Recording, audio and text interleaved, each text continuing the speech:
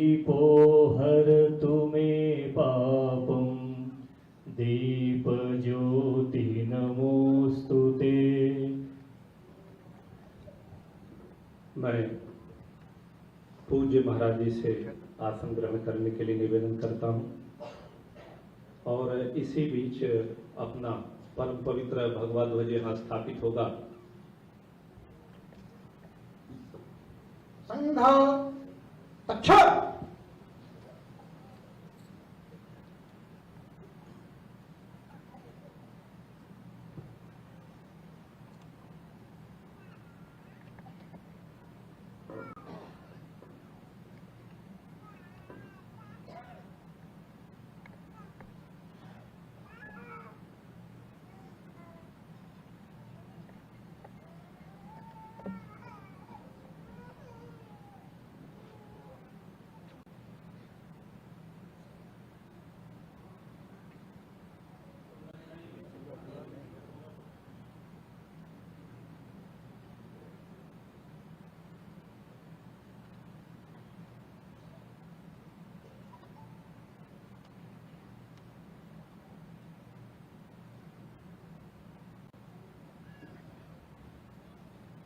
ध्वज प्रणाम। 1 2 3 ऊपर विसर्ग।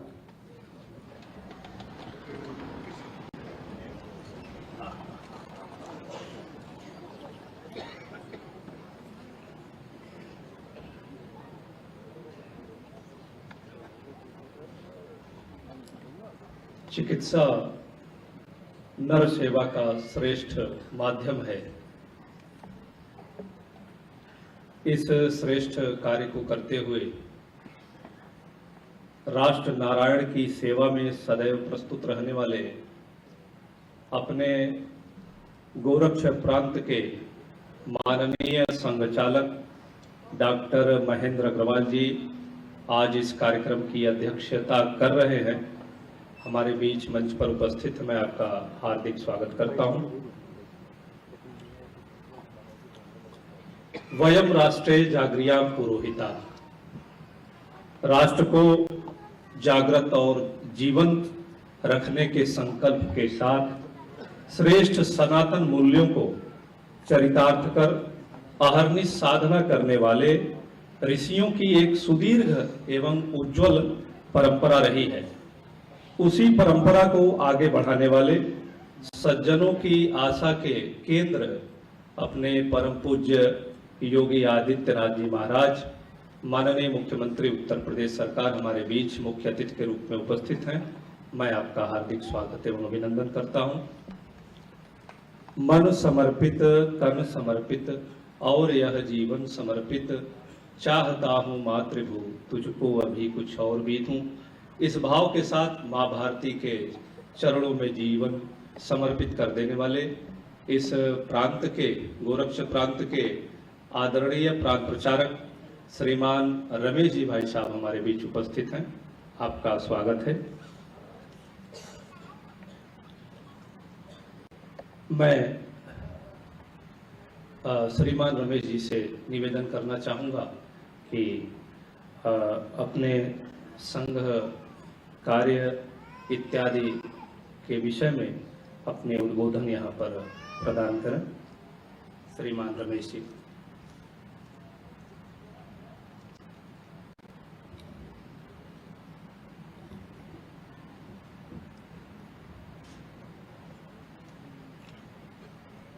परम पवित्र भगवा ध्वज आज के इस कार्यक्रम के माननीय मुख्य अतिथि उत्तर प्रदेश के यशस्वी मुख्यमंत्री परम आदरणीय पूज्य महाराज जी, इस सभागार में उपस्थित सभी मातृशक्ति, सज्जन शक्ति, कार्यकर्ता, विचार परिवार के सभी सम्मानित बंधुओं, सर्वप्रथम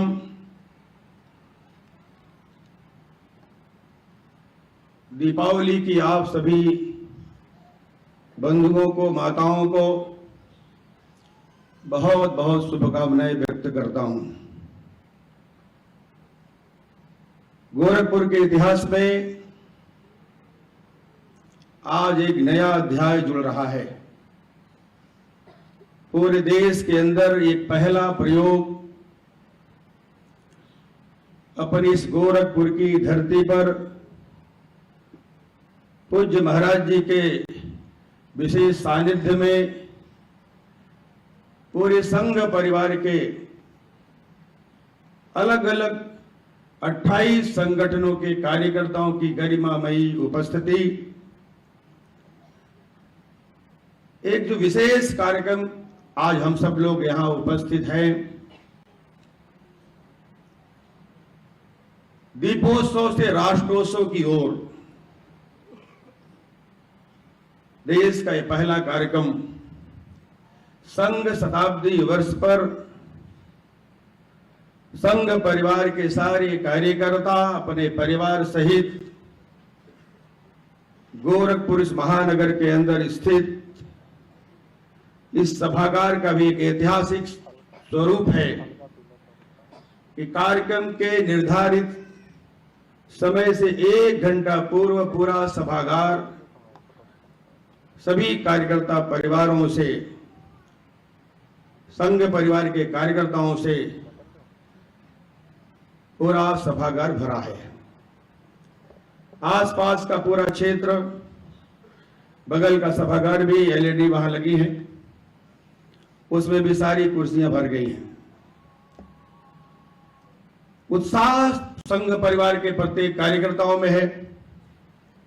संघ शताब्दी वर्ष इस उपलक्ष्य में शताब्दी दीपोत्सव कार्यक्रम में आप सभी कार्यकर्ताओं का, परिवार के सभी सदस्यों का, सभी सम्मानित जनप्रतिनिधियों का विशेष हार्दिक अभिनंदन है।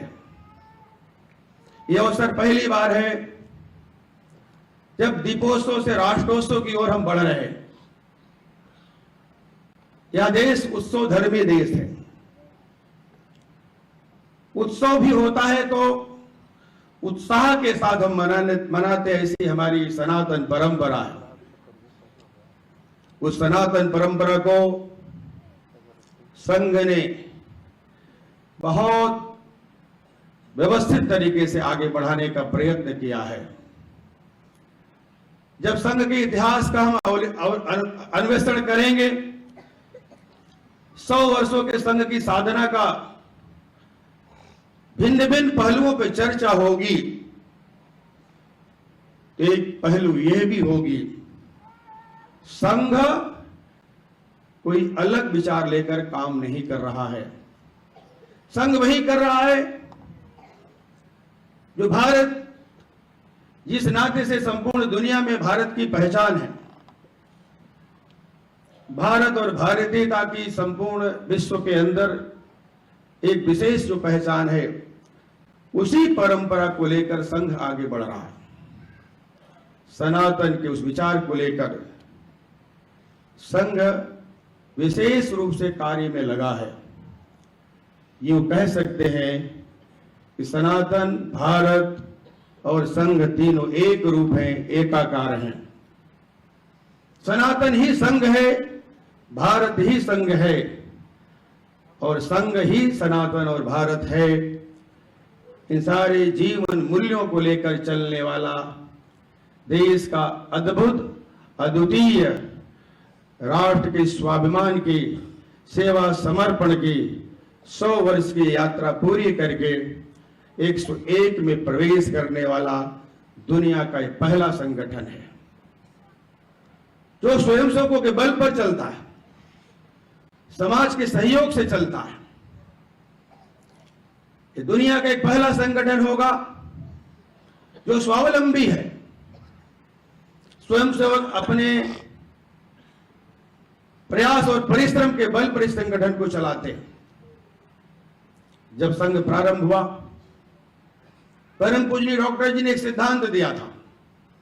उस समय सिद्धांत दिया था, जब लाखों लोग देश के लिए मर मिटने के लिए प्रतिबद्ध थे, एक नया विचार दिया था, देश के लिए जीना सीखें। जब देश के लिए मरने वाले लोग लाखों लोग खड़े थे, तो देश के लिए जीने वाले लोगों की श्रृंखला खड़ी करने का नाम ही राष्ट्रीय स्वयंसेवक संघ है। 17 लोगों को लेकर 27 सितंबर 1925 को जिस बीज का बीजारोपण पूजनीय डॉक्टर जी के द्वारा हुआ था, आज वह वट वृक्ष का रूप धारण कर लिया। इस वट वृक्ष की छाया में सनातन और भारत संपूर्ण दुनिया के अंदर, ब्रह्मांड के अंदर अपने विचारों को मजबूती से स्थापित करने की दिशा में मजबूती से आगे बढ़ रहा है। दूसरे सरसंघ चालक परम पूजनीय गुरु जी, जिन्होंने एक सिद्धांत दिया था, मैं नहीं तू ही, उन्होंने कहा था इदम राष्ट्राय स्वाहा इदम नामम। उन्होंने कहा आगे बढ़े विजय हमारी है। इन विचारों को लेकर संघ समाज में व्याप्त हुआ, संघ सर्वस्पर्शी और सर्वव्यापी बना। तीसरे सरसंघ चालक परम पूजनीय बाला साहब देवरस जी ने समाज में ऐसी घोषणा की थी, अस्पृश्यता यदि पाप नहीं तो दुनिया में कुछ भी पाप नहीं। इन विचारों से पूरा समाज जुड़ा और जुड़कर पूरा संघ और समाज एक रूप होने की दिशा में आगे बढ़ा। चौथे सरसंघ चालक पूजनीय रज्जू भैया एक नया सिद्धांत दिया, व्यक्ति को गढ़ो और वही व्यक्ति समाज को गढ़ेगा। व्यक्ति गढ़ता है तो समाज बढ़ता है। पूजनीय सुदर्शन जी ने कहा, युगानुकूल हमें समाज को खड़ा करना पड़ेगा, देशानुकूल समाज को बनाना पड़ेगा। उस दिशा में संगठन आगे बढ़ा। पूजनीय मोहन जी समाज में एक नई प्रेरणा दी, एक नई जागरण, नई जागृति दिया। एक जलाशय, एक मंदिर, एक शमशान समाज के प्रत्येक वर्ग के लिए हो, उसमें कोई भेद ना हो। इन विचारों के साथ पूरा समाज खड़ा होता गया, संघ और समाज एक रूप होता गया। ऐसी व्यापक श्रृंखला परम पूजनीय सरसंघ चालक जी लोगों की रही। विचार देते रहे, समाज गढ़ता रहा, देश बढ़ता रहा। तमाम चुनौतियां आई संघ के सामने। उन सारी चुनौतियों में संघ समाज के साथ आत्मसात होकर बड़ी विनम्रता के साथ, आत्मीयता के साथ खड़ा होता रहा। उन चुनौतियों में मुंह नहीं मोड़ा। सब प्रकार की विषम परिस्थितियों को भी संघ और समाज के अंदर किसी प्रकार की कोई दूरी ही ना रहे, ऐसे सारे प्रयास होते रहे। जन्मजात देशभक्त पूजनीय डॉक्टर जी महान क्रांतिकारियों का गठन किया। महान क्रांतिकारी राजगुरु जिन्होंने स्वतंत्रता की बलिवेदी पर अपने को सर्वस्व न्यौछावर कर दिया, दैनिक शाखा के स्वयंसेवक थे। पूजनीय डॉक्टर जी एक नहीं 2 बार स्वतंत्रता आंदोलन के लिए जेल में गए। 1921, 1930 बहुत सारे ऐसे विरोधियों के द्वारा समाज में भ्रम पैदा करने का षड्यंत्र होता है। उन सारे षड्यंत्रों में संघ निष्कलंक होकर के बाहर निकला। विरोधों के सागर में चट्टान हैं हम। इन सारी परिस्थितियों में संघ समाज के साथ मजबूती के साथ खड़ा होता रहा। आज पूरा संघ और समाज आसेतु हिमाचल के रूप में हमारे सामने दिखाई देता है। राष्ट्रीय स्वयंसेवक संघ की परम पूज्य डॉक्टर जी की जन्म शताब्दी वर्ष में एक उद्घोष था 1989-90 में, नर सेवा नारायण सेवा। परम पूज्य गुरु जी की जन्म शताब्दी वर्ष 2006 में हिंदवा सोदरा सर्वे ना हिंदू पत्तो भवेत, इस उद्घोष के साथ संघ समाज में, समाज संघ में और संघ की शताब्दी वर्ष में सब समाज को लिए साथ में आगे है बढ़ते जाना, इतना आगे जिसका कोई छोर नहीं, जहां पूर्णता मर्यादा हो सीमाओं की डोर नहीं, ऐसे विचारों को लेकर काम कर रहा है। शताब्दी वर्ष शुरू होने के पहले देश के सामने एक ऐतिहासिक क्षण भी आया। 1 अक्टूबर 2025 देश के माननीय प्रधानमंत्री जी के द्वारा एक ऐसी भावांजलि समाज और संघ के लिए 1962 चीन भारत के वार में स्वयंसेवकों ने जिस प्रकार से प्रतिबद्धता के साथ देश के आह्वान के साथ, सेना के आह्वान के साथ संघ ने जो काम किया था, उसको चित्र में, डाक टिकट में जो दिखाया गया है, स्वयंसेवकों का राष्ट्रगान के धुन में कदम से कदम मिलाकर के जो चलने का स्वरूप था, उसका दर्शन कराया है। समाज में बहुतायत ऐसी संख्या है जिनको ये सारा प्रसंग की जानकारी नहीं थी। एक बड़ा पवित्र कार्य इस देश के अंदर हुआ, संपूर्ण दुनिया इस घटनाक्रम से परिचित हुई। पहली बार मुद्रा में भारत माता विराजमान हुई। स्वयंसेवक मातृभूमि की अभ्यर्थना करते हुए दिखाई दे रहे हैं। एक ही परिवार के लोग सिक्के में विराजमान जहां होते थे, वहां भारत माता मुद्रा में आई। यह ऐतिहासिक क्षण भी हमारे सामने आया, हम लोगों ने देखा। माननीय मुख्यमंत्री जी बहुत विस्तार से सारे विषय की चर्चा करने वाले हैं। हम सबके लिए सौभाग्य है, इस सनातन परंपरा को लेकर संघ आगे बढ़ रहा है। जिस भारत और भारतीयता को लेकर संघ प्रतिबद्ध, कटिबद्ध और प्रतिरूप होकर काम कर रहा है। संघ का जो ध्येय है, भारत माता तेरी जय हो विजय हो। संघ का जो संकल्प है, जग में गूंजे जय जय भारत। शताब्दी वर्ष का एक ही निष्कर्ष है, संपूर्ण दुनिया में भारत मां एक मजबूत, एक शक्ति के रूप में विराजमान हो, एक सामर्थ्यवान रूप में विराजमान हो। ऐसा एक भव्य स्वरूप खड़ा करने में संघ समाज को लेकर एक व्यापक कार्य योजना तैयार किया है। शताब्दी वर्ष पहला चरण हमने पूरा किया है। 2 अक्टूबर से 15 अक्टूबर का ऐतिहासिक कार्यक्रम हुआ। गांव गली में समाज ने देखा, पहली बार गणवेशधारी स्वयंसेवकों को पथ संचलन करते हुए गोरक्ष प्रांत के अंदर, जहां हम 70-75 कार्यक्रम केवल कर पाते थे। विजयदशमी के अवसर पर इस वर्ष 1875 कार्यक्रम हम लोगों ने किया। किसी भी प्रकार की कोई बाधा नहीं आई। सब प्रकार का सहयोग शासन प्रशासन का, समाज का। पहली बार ऐसा उत्तर प्रदेश के अंदर विशेष रूप से दिखाई दिया, जब पूरा समाज हर प्रकार की स्वागत के लिए खड़ा था, संघ के स्वयंसेवकों के साथ खड़ा था। 1875 स्थानों पर हमने विजयदशमी का कार्यक्रम किया। 925 पथ संचलन के कार्यक्रम हुए। 77,856 स्वयंसेवकों ने गणवेश में उपस्थित होकर एक रिकॉर्ड स्थापित किया। हम लोगों ने जहां 60,000 का लक्ष्य रखा था, 77,000 हम पार कर गए। यह समाज का उत्साह है, संघ परिवार के कार्यकर्ताओं का परिश्रम था, स्वयंसेवकों की लगनशीलता थी।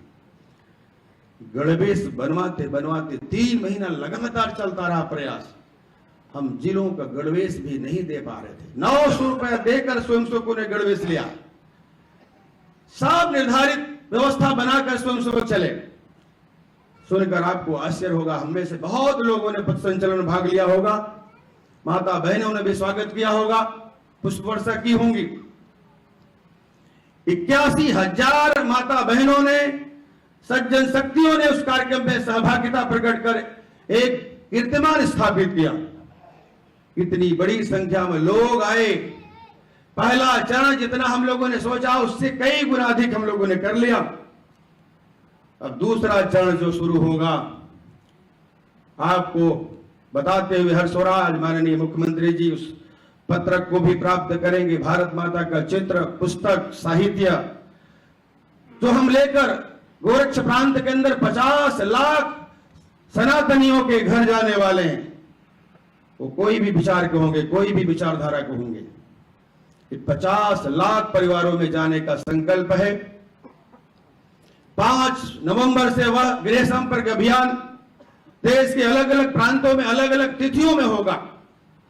गोरक्ष प्रांत में 5 नवंबर से 30 नवंबर तक यह गृह संपर्क अभियान चलेगा। आज गृह संपर्क के दौरान जो पत्रक हम घरों में लेकर जा रहे हैं, माननीय मुख्यमंत्री जी को, माननीय प्रांत संघचालक जी व साहित्य भी माननीय मुख्यमंत्री जी के उद्बोधन के पश्चात वो उपलब्ध कराने वाले हैं। यह चरण जो होने वाला है, प्रत्येक घरों में हम 15 से 20 मिनट लगाने वाले हैं। घर घर, हर घर संघ जाने वाला है, संघ का विचार जाने वाला है। एक ऐतिहासिक क्षण के हम साक्षी बनने जा रहे हैं। संघ शताब्दी वर्ष में हम हैं।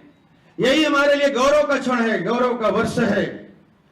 कई पीढ़ियां गली, कितने लोग गले, तब आज ये उत्कर्ष का वर्ष हमारे सामने, हर्ष का वर्ष हमारे सामने आया है। हम सब में बहुत पुराने पुराने कार्यकर्ता भी यहां आए हैं, जिनकी संघ आयु 70 साल है, ऐसे लोग भी यहां आए। कई ऐसे परिवार के लोग भी आए हैं जो पहली बार शायद ऐसे कार्यक्रम में आए होंगे। मैंने बताया 28 संगठनों के कार्यकर्ता परिवार सहित आए हैं। आज उत्साह भी यहां दिखाई दे रहा है। जब से शायद यहां कार्यक्रम होता होगा इस सभागार में, पहली बार 1 घंटा पहले इस पूरा सभागार में सारे लोग आ गए। संघ का कार्यक्रम का आज हमने जो संघ का परिचय दिया, अपने आचरण से दिया, अपने व्यवहार से दिया। हमने धर्मेंद्र जी से कहा, माननीय मुख्यमंत्री जी क्या 15 मिनट पहले आ पाएंगे क्या? उन्होंने कहा भाई साहब वो तो कार्यक्रम सब सेट हो गया है और मिलने का कार्यक्रम बन गया है। तो मैंने कहा नहीं, तब तो ठीक है, तब तो करना ही आवश्यक है। मैं आपको बताते हुए मुझे हर्ष हो रहा है, एक जिस प्रकार के कार्यक्रम की आज रचना हमारे सामने दिख रही है। मैंने जब माननीय मुख्यमंत्री जी से आग्रह किया था, इस कार्यक्रम की चर्चा किया था, आपने सहर्ष स्वीकार करके हम संघ परिवार के कार्यकर्ताओं के लिए, प्रत्येक माता बहनों के लिए, प्रत्येक सज्जन शक्ति के लिए आज वो गौरव बढ़ाया है शताब्दी वर्ष का। वह ऐतिहासिक क्षण करने में आपकी यह गरिमामयी उपस्थिति से ही संघ परिवार के प्रत्येक कार्यकर्ता में आज उत्साह का संचार हुआ है। आज इस कार्यक्रम के कारण से संघ परिवार के प्रत्येक परिवार में एक संदेश जा रहा है कि संघ केवल कार्यक्रम नहीं है, संघ केवल गणवेश नहीं है, संघ एक विचार है, संघ एक व्यवहार है, संघ एक साधना है, संघ एक समर्पण है, संघ एक अनुशासन है, संघ एक वृत्ति है, संघ एक संस्कार है। आज आपने जो समय का पालन करके ऐतिहासिक क्षण बनाने में जो गरिमामयी अपनी उपस्थिति दर्ज कराकर आपने जो भूमिका बढ़ाई है, पूरा परिवार गौरवान्वित है। आज जो विचार है, कुटुंब व्यवस्था ही भारत समृद्धि का आधार है। और यदि भारत विकसित रहा, भारत समृद्ध रहा, भारत जगत गुरु रहा और भारत विश्व गुरु रहा, तो उसका आधार हमारी पारिवारिक व्यवस्था थी। आपको आज सारगर्भित विस्तार से माननीय मुख्यमंत्री जी को सुनने को मिलेगा। मैं केवल आज पृष्ठभूमि के नाते इस संघ की जो 100 वर्ष की यात्रा है, जिन विचारों को लेकर है, जिन सिद्धांतों को लेकर है, जिन प्रतिबद्धताओं को लेकर है, जो 100 साल की समर्पण में हमारे असंख्य कार्यकर्ताओं ने जो अपना ध्येय के लिए समर्पित कर दिया। हम उस 100 साल की यात्रा के ध्येय यात्री हैं। यह देश के लिए देह को समर्पित करने वाले हम यात्री हैं। यह कार्य, देश कार्य को हमने देव कार्य मान करके, जो लंबी साधना करके संघ के इस पवित्र ईश्वरीय कार्य को यहां तक पहुंचाया है। 100 साल के इस समर्पण, साधना, सेवा का जो वर्ष है, ये विजय का नहीं, सेवा अनुशासन का है। आगे शताब्दी वर्ष के जो पहला चरण पूर्ण करके हम दूसरे चरण में जा रहे हैं, तीसरे चरण में भी हम जाएंगे 14 दिसंबर से 11 जनवरी के बीच, जब वार्ड स्तर पर, न्याय पंचायत स्तर पर हिंदू सम्मेलनों का आयोजन होगा। 2-2, 3-3, 4-4 हजार लोग एक एक कार्यक्रम में आएंगे। लगभग 2000 कार्यक्रम होंगे हिंदू सम्मेलन के गोरक्ष प्रांत के अंदर। उसके पश्चात सामाजिक सद्भाव बैठकें, प्रमुख नागरिक गोष्ठियां, युवाओं के कार्यक्रम, और तत्पश्चात संघ किरण घर घर देने को अंगड़ित नंदा दीप जले, मौन तपस्वी साधक बनकर हिमगिरिसा चुपचाप गले। यानी संघ के कार्य का विस्तार, गांव गांव, गली गली, संघ कार्य का मजबूती से स्थापन करना। वर्तमान में 83,129 शाखाएं देश भर में चलती हैं, तो कितना बड़ा परिवर्तन दिखाई देता देश के अंदर। गोरक्ष प्रांत के अंदर 2352 शाखाएं चल रही हैं वर्तमान में, कितना परिवर्तन दिखता है। आगे हमने 6000 शाखाओं का लक्ष्य रखा है। एक वर्ष में 6000 शाखाएं गोरक्ष प्रांत के अंदर होंगी।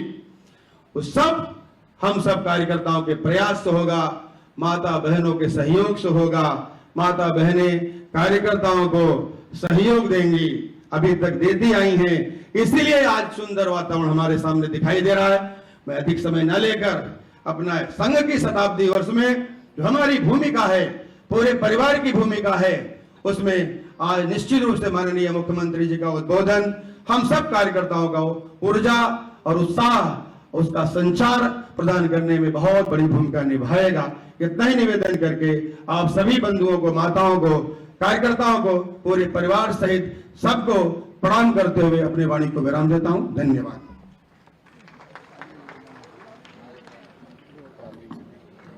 धन्यवाद महानुभाव।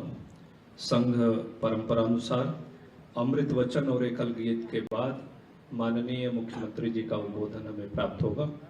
अमृत वचन।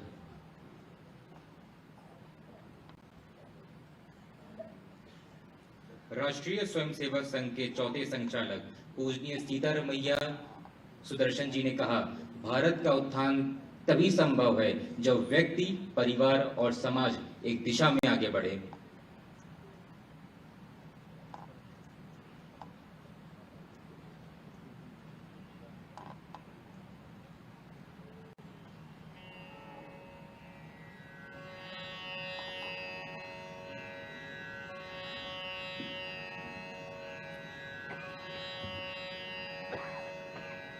चल पड़े पैर जिस ओर पथिक, उस पथ से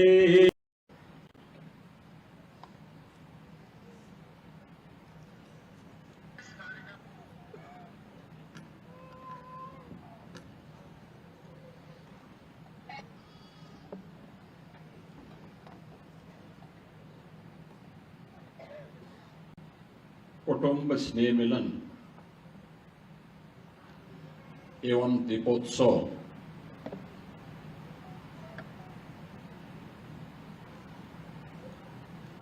राष्ट्रीय स्वयंसेवक संघ विचार परिवार के सभी स्वयंसेवकों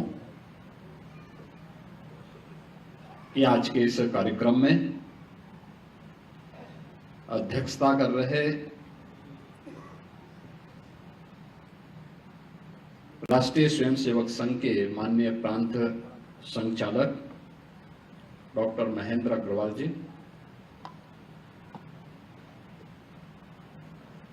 गोरक्ष प्रांत के माननीय प्रांत प्रचारक श्रीमान रमेश जी, विचार परिवार से जुड़े हुए सभी स्वयंसेवक बहनों और भाइयों,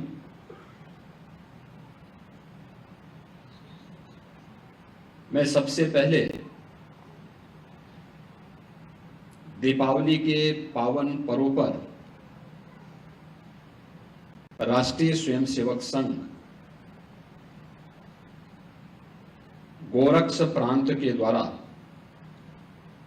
कुटुंब स्नेह मिलन कार्यक्रम की संकल्पना के लिए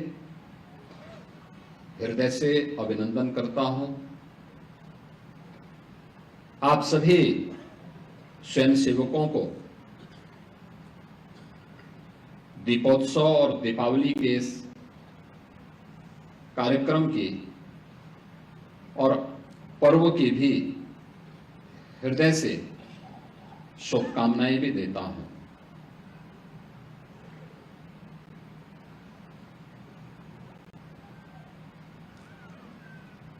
मुझे जब इस कार्यक्रम के बारे में इस प्रांत के माननीय प्रांत प्रचारक जी का फोन आया था, आज से लगभग 15 दिन पहले,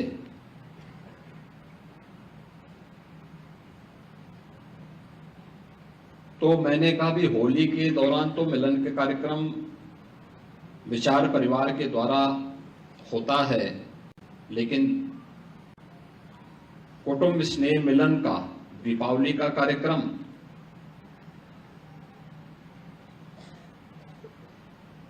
उन्होंने कहा हां, हम लोग प्रारंभ करना चाहते हैं।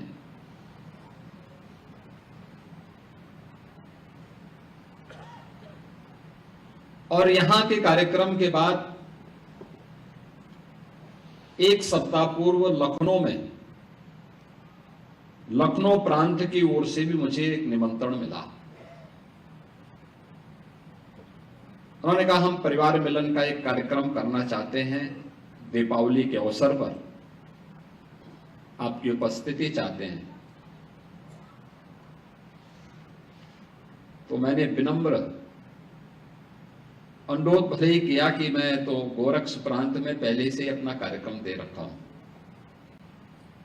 तो उन्होंने कहा हम दीपावली के पहले कर लेते हैं, लेकिन इस कार्यक्रम में ये कार्यक्रम हो जाए तो अच्छा रहेगा।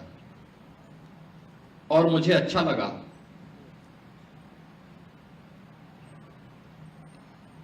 कि हमारे ऋषि मुनियों ने, हमारे पूर्वजों ने पर्व और त्योहारों की जो परंपरा है वह सामूहिकता के साथ एक दूसरे की खुशी को आपस में मिल बांट करके उसको उत्साह और उमंग के साथ आगे बढ़ा सकें। इसीलिए पर्व और त्योहार हमारे यहां आनंददायक बनते हैं, उत्साहपूर्ण बनते हैं। हर महीने कुछ न कुछ पर्व और त्योहार हमारे पड़ते हैं और अलग अलग स्थानों पर उनको आयोजित करने की परंपराएं भी अलग अलग हैं।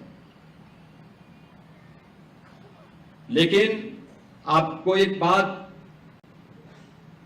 पर बहुत आनंद की अनुभूति होती होगी, इसके पीछे ये केवल उत्साह और उमंग का नहीं, पौराणिक और ऐतिहासिक किसी महत्वपूर्ण घटना का तथ्य उसके गर्भ में छुपा हुआ है। और ये पर्व और त्योहार हमारी ऋषि परंपरा ने कितने सूझबूझ के साथ उन्हें एक सांस्कृतिक और धार्मिक पुट देकर के कैसे आने वाली पीढ़ी के लिए दिया कि हम उन आयोजनों के साथ स्वतःस्फूर्त भाव के साथ, वह किसी भी जाति का हो, किसी भी संप्रदाय का हो, किसी भी आय वर्ग का हो, गांव का हो या शहर का हो, वह स्वतःस्फूर्त भाव के साथ उन आयोजनों के साथ जुड़ता है। इसमें सरकार के कहीं सहयोग की आवश्यकता नहीं पड़ती। यानी यह स्वतःस्फूर्त भाव सनातन धर्म से जुड़े हुए इन पर्व और त्योहारों में हम सबको देखने को मिलती थी। लेकिन जो अभाव हमको देखने को मिलता था वह था कि हम पर्व और त्योहार को आपसी सद्भाव के साथ तो आयोजित करते हैं, लेकिन आपस में मिल करके सामूहिक रूप से एक आयोजन का हिस्सा बन सके, ये बहुत कम देखने को मिलता था। और जो मैंने पहले भी बताया था, मैं लखनऊ में भी था, मैंने इस बारे में कहा कि मैं जब मुख्यमंत्री बना था तो एक व्यवस्था थी वहां पे कि मुख्यमंत्री आवास पे भी और राजभवन में भी ईद मिलन के कार्यक्रम जरूर होते थे। होली मिलन या दीपावली मिलन का कोई आयोजन नहीं होता था। कोई भी उस कार्यक्रम और कोई भी इस प्रकार के आयोजन नहीं हो पाते थे।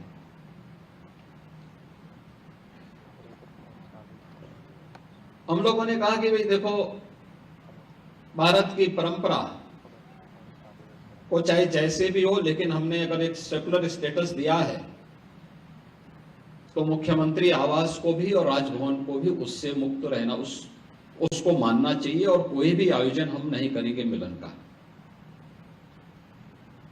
और जिसकी मर्जी आए वो अपने अनुसार, अपनी आस्था के अनुसार अपने आयोजन को करे। आपने देखा होगा पिछले 11 वर्ष से देश के अंदर और पिछले 8-9 वर्षों से प्रदेश के अंदर इस प्रकार के मिलन के कार्यक्रमों को हम लोगों ने सरकारी स्तर पर आयोजित करने से पूरी तरह रोका।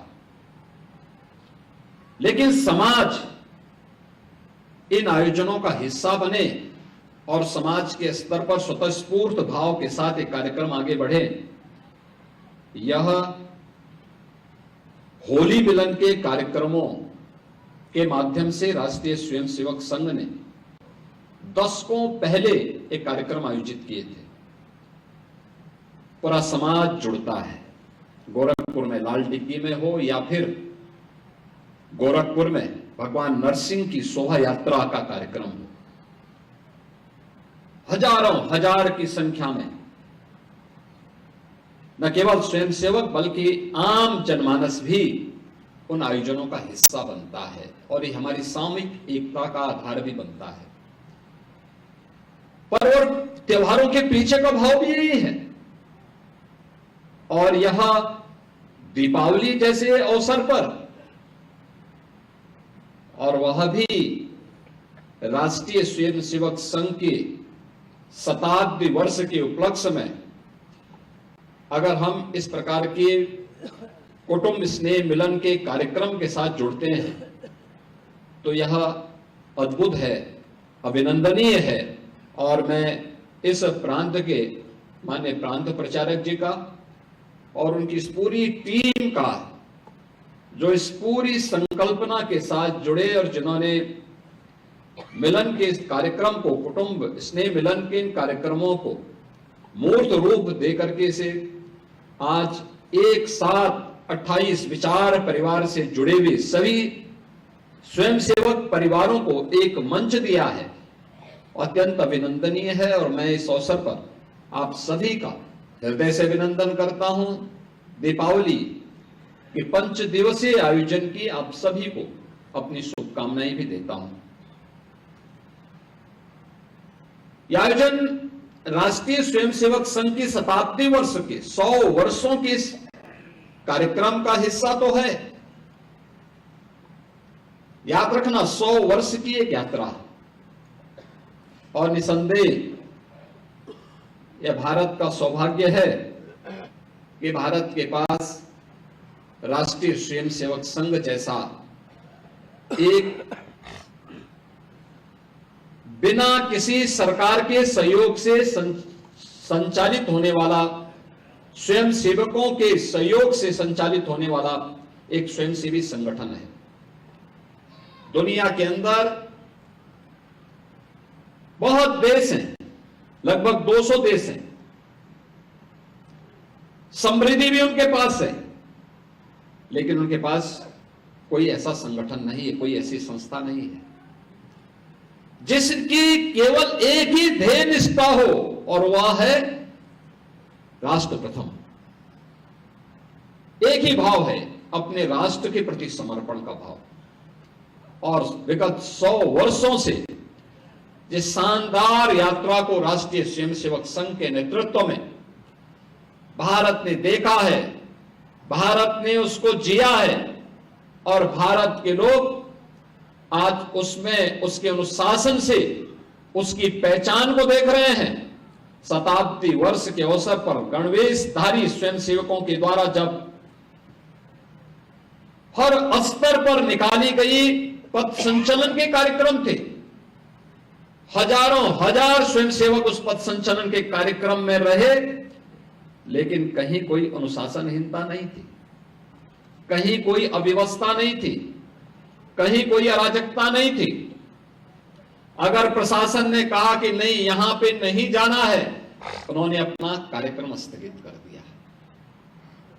अगर प्रशासन ने कहा कि आप इस रूट से जाएं तो आपके लिए अच्छा होगा, समाज स्वागत करना चाहता है, या समाज ने कहा कि आपका ये रूट हो, हम आपका स्वागत करना चाहते हैं, उन्होंने स्वतःस्फूर्त भाव के साथ समाज के साथ अपने को तारतम्य स्थापित करके उस कार्यक्रम के साथ जुड़े। परिणाम क्या है? समाज इस अनुशासन को देख करके कौतूहल और आश्चर्य की निगाहों से देख रहा है। ये कौतूहल और आश्चर्य की निगाहों से इसलिए मैं कह रहा हूं क्योंकि राष्ट्रीय स्वयंसेवक संघ के खिलाफ विगत 100 वर्षों में षड्यंत्र भी कम नहीं हुए हैं। हर स्तर पर दुष्प्रचार हुए हैं। आज जब राष्ट्रीय स्वयंसेवक संघ के बारे में दुनिया देखती है, समझती है, तो उन्हें आश्चर्य होता है, क्या यह संभव है कि राष्ट्रीय स्वयंसेवक संघ स्वतःस्फूर्त भाव के साथ संचालित होने वाला एक स्वयंसेवी संगठन हो?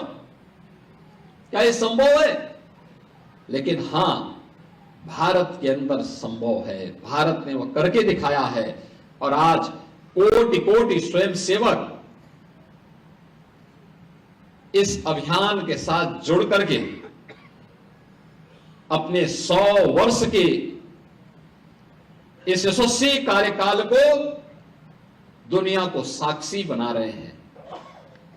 और मुझे इस अवसर पर यही कहना है कि जब हम लोग एक और राष्ट्रीय स्वयंसेवक संघ की, जिसने जीवन के अलग अलग क्षेत्रों में बिना किसी सरकार के सहयोग के, और जहां सरकार नहीं पहुंच पाई थी, राष्ट्र काज के लिए वहां पे राष्ट्रीय स्वयंसेवक संघ पहुंच करके राष्ट्र को जोड़ने का काम किया है। याद करिए, पूर्वोत्तर के राज्य किस स्थिति में थे। राष्ट्रीय स्वयंसेवक संघ को अपने प्रचारकों को खोना पड़ा था, कई स्वयंसेवकों को खोना पड़ा था, लेकिन राष्ट्रीय स्वयंसेवक संघ अविचल रूप से पूर्वोत्तर के राज्यों में कार्य करता रहा। मुझे याद है 1984 में राष्ट्रीय स्वयंसेवक संघ ने गोरखपुर में श्री राम बनवासी कल्याण आश्रम प्रारंभ किया। लोग सोचते नहीं थे क्यों प्रारंभ किया गया, कहां से बच्चे आते थे? नागालैंड से, मिजोरम से, मेघालय से, अरुणाचल प्रदेश से, और यही बच्चे जब वापस पढ़ करके गए तो उन्होंने जीवन के अलग अलग क्षेत्र में तो अपने आप को स्थापित किया ही, वहां पर शेष भारतीयों के लिए एक रास्ता सुगम भी बनाया है। आज आप नॉर्थ ईस्ट के किसी भी राज्य में जाएंगे, आपको कोई कठिनाई नहीं होगी। और पूर्वोत्तर के राज्यों में अगर आप जाएंगे तो ज्यादातर में तो भारतीय जनता पार्टी और भारतीय जनता पार्टी के सहयोगी दल ही सत्ता में है। यानी यह एक यात्रा दूरदर्शी महापुरुषों की और ऋषि परंपरा की सबसे बड़ी पहचान होती है कि दूरदर्शी सोच के साथ वे जब कार्य करते हैं तो उसके दूरगामी परिणाम भी समाज और राष्ट्र के हित में होते हैं।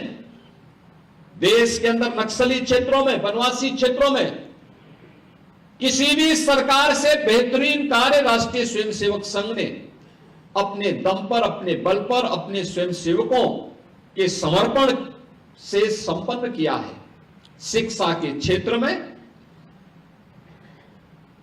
हजारों संस्थाओं ने न केवल आधुनिक शिक्षा के बल्कि संस्कार के केंद्र बनकर के भारत और भारतीयता के बारे में, भारत के सनातन मूल्यों और आदर्शों के बारे में, भारत की वर्तमान पीढ़ी को आगे बढ़ाने का कार्य राष्ट्रीय स्वयंसेवक संघ के सानिध्य में संचालित सरस्वती शिशु मंदिर और विद्या भारती शिक्षण संस्थान के माध्यम से पूरे देश के अंदर हम देख सकते हैं। भारतीय मजदूर संघ के क्षेत्र में, भारतीय मजदूर संघ श्रमिकों के क्षेत्र में कैसे कार्य कर रहा है। नहीं, कारखाना बंद ना हो, लेकिन श्रमिक का हित भी हमें ध्यान में रख करके कार्य करना होगा। यानी दोनों के हितों को जोड़ दिया, परिणाम उद्योग भी चल रहे हैं और श्रमिकों का हित संवर्धन भी हो रहा है। यानी जीवन के प्रत्येक क्षेत्र में और राजनीति के क्षेत्र में भी राष्ट्रीय स्वयंसेवक संघ का एक स्वयंसेवक भारत के प्रधानमंत्री के रूप में, देश के यशस्वी प्रधानमंत्री के रूप में भारत को नेतृत्व दे, यह भी पूरी दुनिया देख रही है।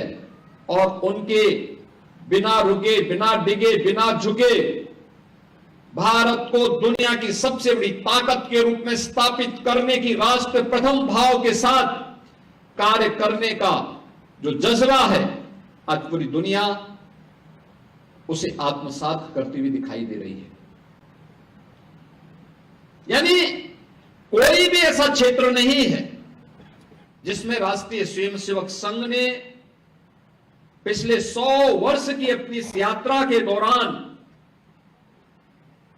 समाज के विभिन्न तबके को नेतृत्व प्रदान करने से लेकर के उन्हें साथ में ले चलने की सामर्थ्य का लोहा न मनाया हो।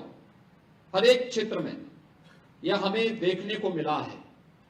और इसी यशस्वी संगठन के 100 वर्ष के इस कालखंड के दौरान हम लोगों ने असंभव को संभव होते हुए भी देखा है। 500 वर्षों की यात्रा। मैं कल अयोध्या धाम में था और अयोध्या, ये दीपावली का अवसर, यह आयोजन त्रेता युग से अयोध्या ने हमें प्रदान किया।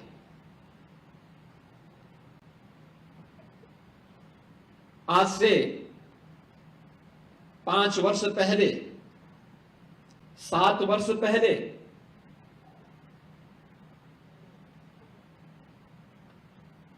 कांग्रेस के लोग, समाजवादी पार्टी के लोग और इंडी गठबंधन से जुड़े हुए लोग एक बात की घोषणा करते थे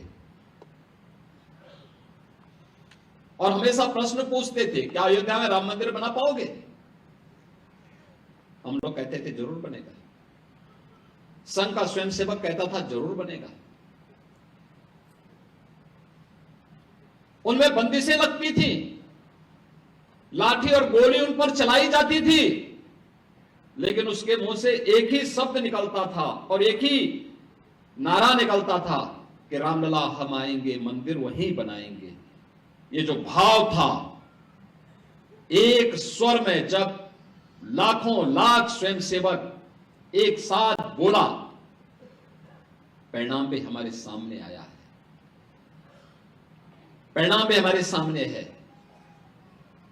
अयोध्या में श्री राम जन्मभूमि में भगवान राम लला का भव्य मंदिर का निर्माण, ये भारत का भव्य मंदिर के निर्माण का श्री गणेश है। भारत को, विकसित भारत की संकल्पना को साकार करने का शुभारंभ है। और कौन ऐसा भारतीय होगा, कौन ऐसा सनातन धर्मावलंबी होगा जिसके मन में इच्छा न रही हो और आज भी न हो कि एक बार अयोध्या में श्री राम जन्मभूमि का दर्शन करो। कभी शासन की प्रताड़ना से उफ तक नहीं किया किसी स्वयंसेवक ने। वो अपमानित होते रहे, प्रताड़ित होते रहे, लाठी और गोली खाते रहे, लेकिन अपने दृढ़ प्रतिज्ञ भाव से कभी विचलित नहीं होना है, लगातार कार्य करना है। परिणाम आज अयोध्या में भव्य राम मंदिर का निर्माण हम सबके सामने है। अयोध्या में भगवान राम के इस भव्य मंदिर का निर्माण केवल एक मंदिर नहीं, दुनिया की उन दबी कुचली जातियों के लिए भी एक संदेश है कि अहर्निश अपने प्रयास को जारी रखे, अवश्य विजय श्री प्राप्त होगी, अवश्य विजय श्री प्राप्त होगी। 500 वर्षों में जो हमने विश्वास को दिया था, लोगों ने विश्वास को दिया था, पीढ़ियां लड़ती रही, लेकिन सफलता दूर दूर तक नहीं दिखाई देती थी। उस दीपावली के आयोजन के साथ अयोध्या का नाम जुड़े। आज से 8.5 वर्ष पहले मेरे मन में भाव आया था, जब मैं उत्तर प्रदेश का मुख्यमंत्री का दायित्व तो मुझे सौंपा गया। दीपावली का अवसर था।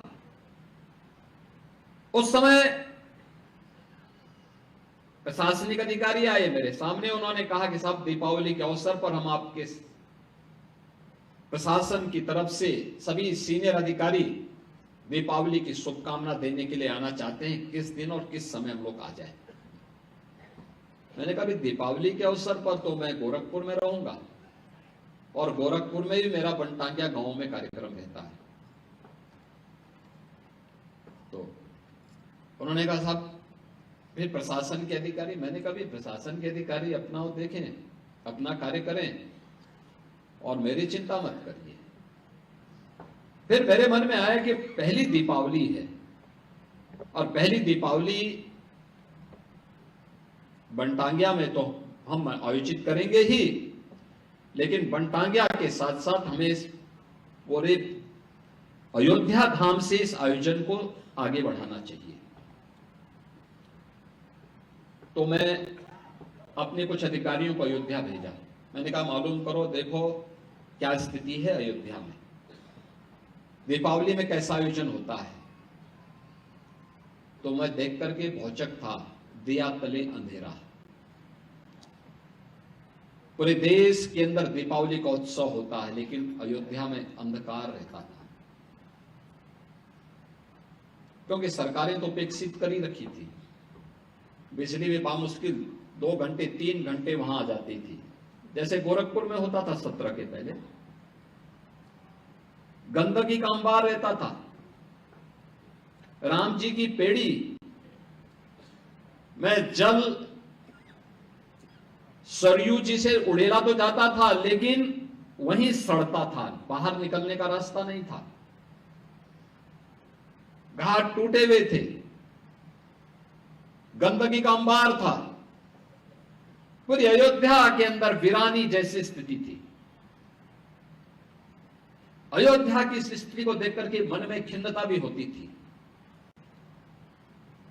लेकिन अंतःकरण में भाव भी रहता था कि भाई स्वयं सेवक नारा लगाते हैं कि रामलला हम आएंगे, मंदिर वहीं बनाएंगे, तो मंदिर बनेगा जरूर, तो हमें उसकी तैयारी अभी से करनी चाहिए। और एक दीप में क्या ताकत होती है। हम लोगों ने जब पहला दीपोत्सव किया था अयोध्या, उसके अगल बगल के जनपदों में हमें केवल 51,000 मिट्टी के दीप मिल पाए थे, 51,000। और आपने देखा होगा परसों हम लोगों ने अयोध्या में 26,17,000 दीप प्रज्वलित किए हैं। 26,17,000 दीप प्रज्वलित किए हैं अकेले अयोध्या में। पूरे प्रदेश के अंदर जो मेरे पास आंकड़े आए थे कि उस दिन 1,51,00,000 दीप अलग अलग स्थानों पर प्रज्वलित हुए थे। यानी ये वही प्रदेश है। और समाजवादी पार्टी को इसमें भी परेशानी थी। आपने देखा होगा, उन्होंने कहा ये दीप जलाने की आवश्यकता क्या है।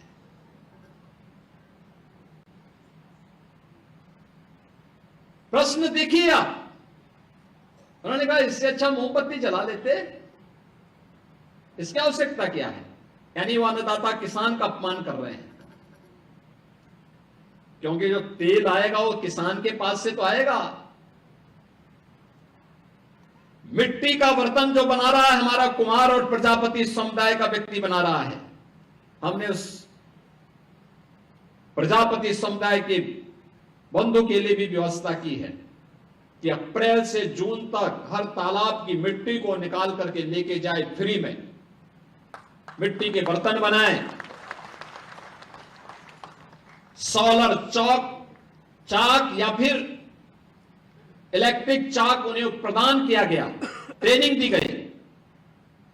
आज जब मैं कुमार और प्रजापति समुदाय के बंधुओं से मिलता हूं, मैं उनसे पूछता हूं कि पहले जब मैनुअल चाक से बनाते थे कितने बर्तन बनाते थे, तो ये कहते हैं कि पहले 50-60 बर्तन बामुश्किल बन पाते थे एक दिन में, और अब इलेक्ट्रिक और सोलर चाक से तो कहते हैं 400 से 500, 400 से 500 उतना ही समय में।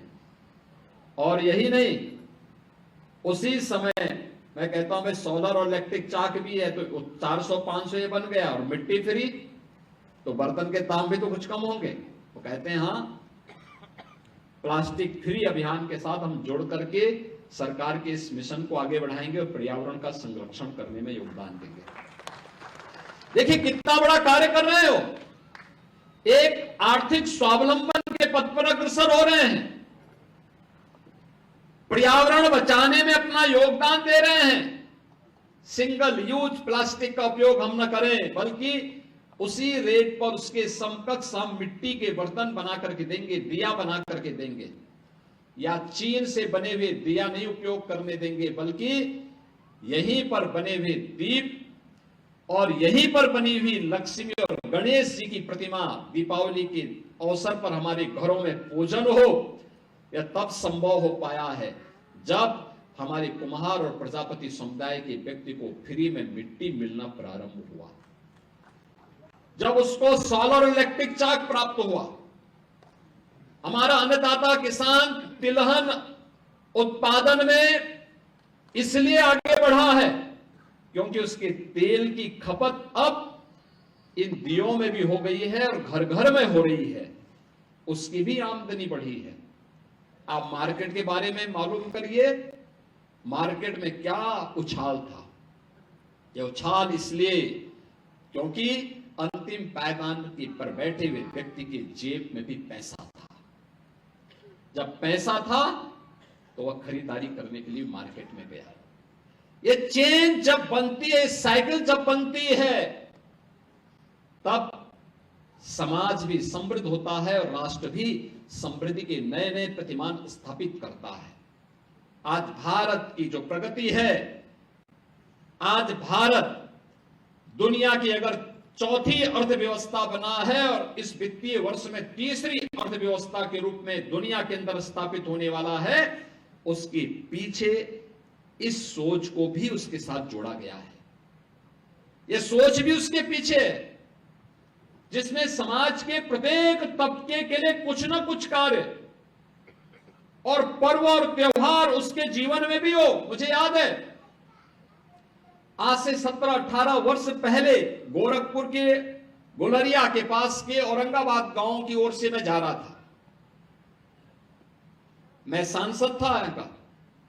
उधर से मैं जब गुजर रहा था तो मुझे एक ढेर में धुआं निकलते हुए दिखाई दिया, तो मैंने समझा कि ये कोई ज्वालामुखी तो नहीं है।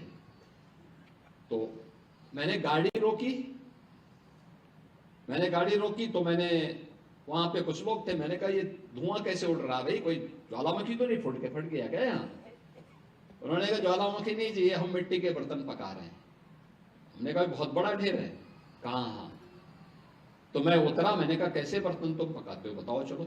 वो ले गया मुझे अपने घर में, छोटा सा घर था, ले गया दिखाने के लिए, कहा देखे ऐसे हम बर्तन बनाते हैं, ऐसे बनाते हैं।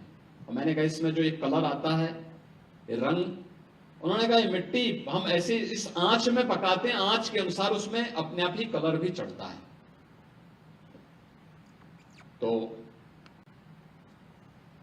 आई गई बात, एक दो बार वो मेरे पास आए थे, साहब मिट्टी नहीं मिल रही है, आप थोड़ा फोन कर देते। तो मैंने उस समय एसडीएम आदि को फोन किया था, डीएम को फोन किया था कि भाई मिट्टी मिल जाए इन लोगों को। और जब मैं मुख्यमंत्री बना तो मैंने सबसे पहले कहा, मैंने कहा देखो गोरखपुर में औरंगाबाद के हमारे प्रजापति समुदाय के लोग परेशान हैं तो पूरे प्रदेश में परेशान होंगे। तो मैंने कहा भाई इनको मिट्टी फ्री में मिल जाए, और उसके पीछे हमारा स्वार्थ भी था। मिट्टी फ्री मिलेगी तो वे सस्ते में बर्तन बनाएंगे, और दूसरा तालाब हमारा खाली करेंगे तो उसमें जल संरक्षण होगा, तो वाटर लेवल भी प्रदेश का मेंटेन होगा। यानी आम की आम और गुठली के दाम, फ्री भी उनको मिल जाएगी, हमारा तालाब जल संरक्षण के लिए तैयार हो जाएगा, और वाटर लेवल भी प्रदेश का बेहतर रहेगा। और जब 1 डिस्ट्रिक्ट 1 प्रोडक्ट की योजना हमने लागू की तो मैंने कहा कि गोरखपुर में औरंगाबाद का टेराकोटा को जोड़ लो, थोड़ा प्रजापति समुदाय के लोगों को इसी बहाने सम्मान मिल जाए। अखिलेश यादव ने कभी इनकी पीड़ा को समझा होता ना तो इतना बचकाना बयान नहीं देते। और इसीलिए कहते हैं, इसी के लिए कहा गया है ना कि गद्दी विरासत में मिलती है, बुद्धि नहीं मिलती है, बुद्धि नहीं मिलती है, उसके लिए प्रयास करना होता है। और कुछ लोगों की आदत होती है, उनके जीवन भर उनका बचपना नहीं जाता है, उस प्रकार की हरकतें वे कर ही देंगे, और यही हरकत वे आज भी कर रहे हैं। उन्होंने कहा दीप जलाने की आवश्यकता क्या है, यानी उनको दीपावली से नफरत है। यानी अब तक तो हम सोचते थे कि अयोध्या में राम जन्मभूमि से और हिंदू तीर्थों से इनको नफरत होगी। आप याद करिए जब हमने ब्रज तीर्थ विकास परिषद का गठन किया था तो उन्होंने कहा था कि मैं सेफाई में दुर्योधन की मूर्ति लगाऊंगा। मैंने कहा कंस की भी लगा दीजिए। भाई हम तो भगवान कृष्ण की मथुरा को और वृंदावन को सजाएंगे, संवारेंगे, क्योंकि भाई हम लोगों के संस्कार है, ये हमारे संस्कार है। ये आपको कंस और दुर्योधन प्यारे हैं, आप उनकी लगाइए, ठीक बात है। और यही बात उन्होंने इस बार यहां पर भी कही है दीपावली के अवसर पर। यानी वे रामद्रोही ही नहीं हैं, कृष्ण द्रोही भी हैं और सनातन पर्व और त्योहारों के द्रोही भी हैं। किस प्रकार का दोहरा चरित्र लेकर के लोग कार्य करते हैं, यही परिवर्तन है। कांग्रेस श्री राम को नकारती थी, श्री कृष्ण को नकारती थी, आज दुनिया अयोध्या में आकर के श्री राम जन्मभूमि में रामलला का दर्शन कर रही है और अभिभूत होती है। मैंने वह दृश्य देखा है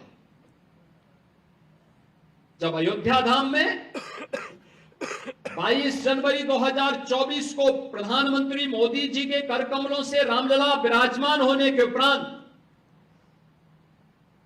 उस दिन समाज के अलग अलग नेतृत्व वर्ग ने अयोध्या धाम में दर्शन किया था, रामलला का दर्शन किया था। लेकिन मुझे इस बात की जानकारी थी कि 5 लाख लोग अयोध्या धाम में पहले से ही रुके हुए हैं, अलग अलग आश्रमों में, अलग अलग स्थानों पर, और ये लोग अचानक दर्शन करने के लिए निकलेंगे। हम लोग प्रातः काल ही अयोध्या धाम पहुंच गए थे व्यवस्था देखने के लिए, क्योंकि श्री राम मंदिर पहले पहले बना था, अन्य कार्य भी चल रहे थे। अचानक भीड़ होगी, कैसे सब संभाली जाएगी व्यवस्था। मैं बहुत चक्का व्यवस्था में लगे हुए स्वयंसेवक और पुलिस के कार्मिक तो उस अभियान के साथ समर्पण भाव के साथ जुटे थे। लेकिन जो सबसे बड़ी बात मुझे देखने को मिली थी, देश और दुनिया से आया हुआ व्यक्ति जो आता था, कोई जमीन को चूमता था, कोई पिलर को पकड़ता था, किसी की आंखों से आंसू आ रहे हैं। हम पूछते थे आंखों से आंसू क्यों? मैं इसलिए पूछता था, ऐसा तो नहीं कि किसी ने इनके साथ दुर्व्यवहार किया हो या कोई अन्य घटना इनके साथ घटित हो गया हो। उन्होंने कहा साहब एक खुशी के आंसू है, हम कभी सोचते भी नहीं थे ये हो पाएगा, ये हो गया है। इसलिए खुशी के आंसू हैं कि हम भी रामलला के दर्शन कर पा रहे हैं। 500 वर्षों की किसी पीढ़ी ने, कई पीढ़ियां आई गई, लेकिन कोई दर्शन नहीं कर पाया, आस लगा करके चले गए। लेकिन ये हमारी पीढ़ी का सौभाग्य है कि हमें अवसर प्राप्त हुआ है, और इसी के लिए कृतज्ञता ज्ञापित करने के लिए हम लोग आए हैं। ये मेरी खुशी के आंसू हैं। अगर उन भावनाओं को समझने का कार्य कांग्रेस ने किया होता, जिन्होंने सुप्रीम कोर्ट में एफिडेविट दिया था कि राम एक मिथक हैं, कृष्ण एक मिथक हैं, यानी एक काल्पनिक पात्र मान करके इन्होंने उस समय हिंदू आस्था को अपमानित करने का काम किया था। और समाजवादी पार्टी तो अपनी कृत्यों के लिए जीवन में कभी भी कोई भी श्री राम भक्त उसे माफ नहीं कर सकता। किस निर्ममता के साथ राम भक्तों पर गोलियां चलाई गई थी। जिन लोगों ने अयोध्या में राम भक्तों पर गोलियां चलाई थी, जो लोग रामलला की मूर्ति को राम जन्मभूमि से हटाने के लिए आदेश जारी करते थे, और जिन लोगों ने राम के अस्तित्व पर ही प्रश्न खड़ा करने का प्रयास किया था, आज उसी अयोध्या में जब लाखों लाख दीप प्रज्वलित होकर के प्रकाशमान होते हैं, एक नई आभा बिखेरते हैं, तो अयोध्या दुनिया की सबसे सुंदरतम आध्यात्मिक और सांस्कृतिक नगरी के रूप में अपनी आभा को दुनिया में वैश्विक पटल पर बिखेरती हुई दिखाई देती है। अब याद करिए, गत वर्ष अकेले अयोध्या धाम में 6 करोड़ से अधिक श्रद्धालु आए थे दर्शन करने के लिए, श्री राम जन्मभूमि में दर्शन करने के लिए। यानी यह एक नई यात्रा है। और प्रयागराज महाकुंभ को भी इन लोगों ने देखा होगा। प्रयागराज की भव्यता और दिव्यता, 66 करोड़ से अधिक श्रद्धालु महाकुंभ के साक्षी बन सके। इनके द्वारा तमाम षड्यंत्र किए गए। महाकुंभ आयोजन के पहले दिन से इनके नकारात्मक ट्वीट आने प्रारंभ हो गए थे। पहले दिन से। लेकिन जनता ने उनकी नकारात्मकता को ठुकरा करके सनातन धर्म के इस बड़े आयोजन के साथ, महाकुंभ आयोजन के साथ जुड़ करके जितनी भव्यता और दिव्यता प्रदान करने में अपना योगदान किया, जिस भव्यता के साथ आयोजन प्रयागराज में संपन्न हुआ, वह अद्भुत है। दुनिया को कौतूहल और आश्चर्य की निगाहों से देखने के लिए मजबूर कर देता है। बहनों और भाइयों, यह आयोजन हम सबको इस बारे में भी अवगत कराते हैं, आखिर ये संस्कार कहां से हमें प्राप्त हुए। राष्ट्रीय स्वयंसेवक संघ की पाठशाला से, जिस पाठशाला ने भारत के मूल्य और आदर्शों के साथ हर भारतीय को जोड़ने का प्रयास किया, हर स्तर पर, दबाववश नहीं, स्नेह मिलन कार्यक्रम के माध्यम से। एक एक व्यक्ति को राष्ट्र के प्रति समर्पण का भाव हो, इसके लिए एकता आवश्यक है। एकता हो, इसके लिए जागरूकता भी आवश्यक है। अक्सर होता है, कोई सफलता प्राप्त होती है, हम निश्चिंतता में सोने लगते हैं। आज से 2000 वर्ष पहले भारत दुनिया की सोने की चिड़िया मानी जाती थी, भारत का स्वर्ण युग माना जाता था। लेकिन हम उस आभा में सो गए, निश्चिंत हो गए। परिणाम क्या रहा? विदेशी हमले प्रारंभ होने शुरू हो गए, विदेशी हमले होने शुरू हुए, और फिर धीरे धीरे करके समाज को तोड़ने की दुष्ट प्रवृत्ति जो खड़ी हुई, वह आज भी समाप्त नहीं हुई है। आप देख रहे होंगे, कुछ चीजें आपके सामने बहुत स्पष्टता के साथ दिखाई देती हैं, जिसको हम हल्केपन से लेने का कार्य करते हैं। बहुत हल्केपन से मैं देखता हूं कि उसको हम बहुत हल्की निगाहों से देखते हैं। और वह खासतौर पर उन चीजों के बारे में, एक तरफ हिंदू समाज को जाति के नाम पर, क्षेत्र और भाषा के आधार पर विभाजित करने की साजिश फिर से प्रारंभ हुई है और बड़ी मजबूती के साथ सारे हथकंडे अपना करके इन चीजों के साथ जोड़ने का प्रयास हो रहा है।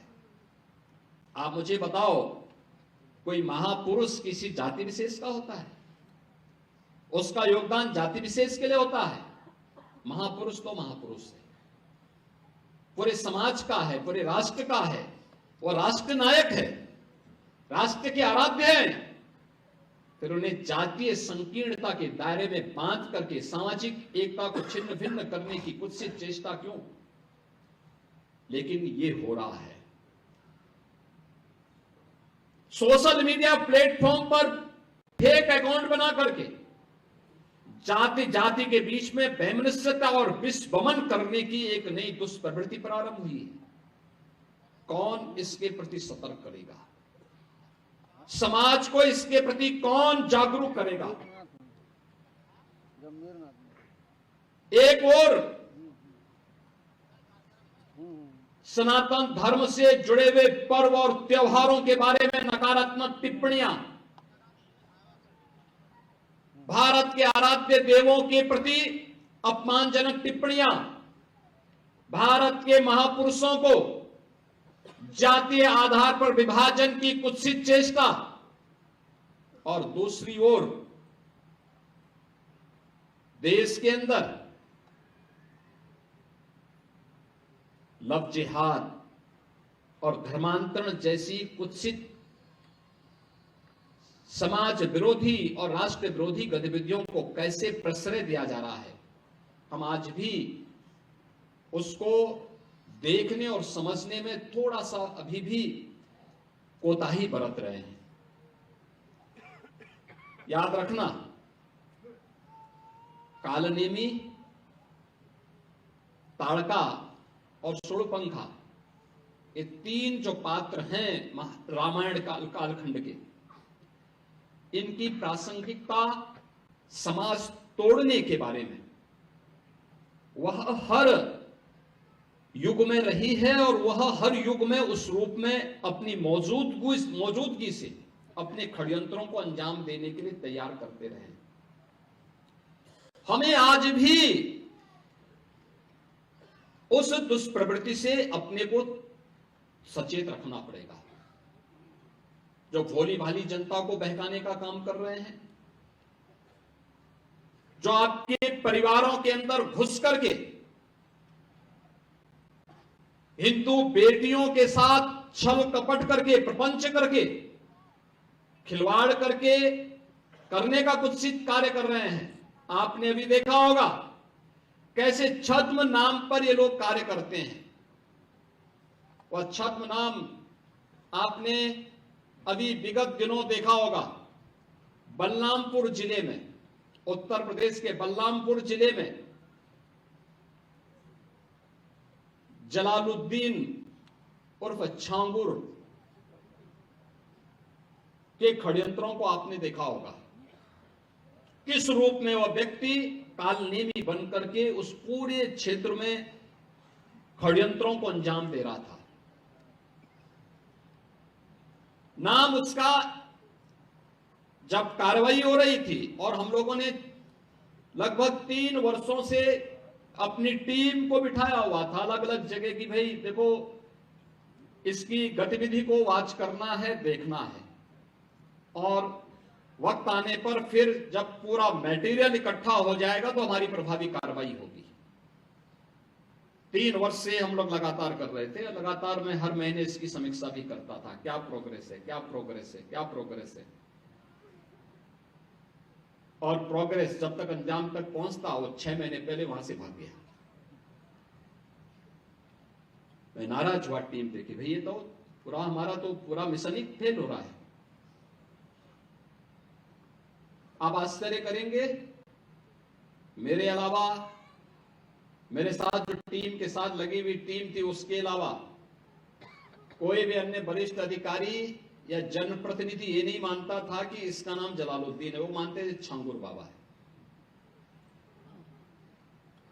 तो जब गिरफ्तारी भी हुई तो मीडिया में यह है छांगुर बाबा धर्मांतरण करते हुए गिरफ्तार।